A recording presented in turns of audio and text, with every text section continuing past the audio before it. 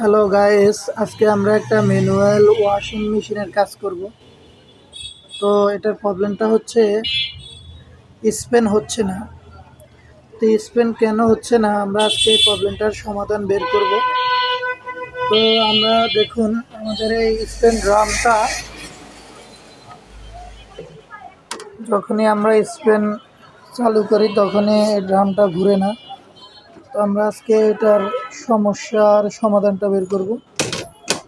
তো আমাদের এখানে দেখতে পাচ্ছেন একটা একটা টাইমার দেওয়া আছে। টাইমারটা থেকে 1 মিনিট, 2 মিনিট, 3 মিনিট, হ্যাঁ, যেই কয় মিনিট দেওয়া হয়, 3 মিনিট দেওয়া হয়। তো 3 মিনিটে আমাদের এটা ড্রাই হবে, স্পিন হবে। তো এটা আমার 3 মিনিটে দেওয়া হয়েছে, কিন্তু ড্রামটা ঘুরতেছে না। তো কেন ঘুরতেছে না, আমরা আজকে সেই সমাধানটা বের করব, সমস্যা বের করে সমাধান করব। তো আমরা প্রথম অবস্থায় এটার একটা ক্যাপাসিটার দেখতে পাচ্ছেন, এই ক্যাপাসিটারটা আমরা চেক দিব। তো আমরা অলরেডি একটা ক্যাপাসিটার আলাদা করে চেক করার জন্য নিছি।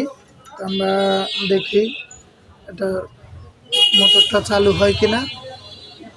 এরপরে আপনার ক্যাপাসিটার যদি সমস্যা না পাই, তো আমরা এরপরে দেখব টাইমারটা প্রবলেম থাকলে অনেক সময় মোটরে লাইন না দেওয়ার কারণে ড্রাম ঘুরে না। তো ইনশাল্লাহ আমরা সব কিছু A to Z চেক দিব। তো আমাদের ভিডিওগুলো দেখে সবাই একটা লাইক, কমেন্ট এবং সাবস্ক্রাইব করবেন, আমাদের পাশে থাকবেন।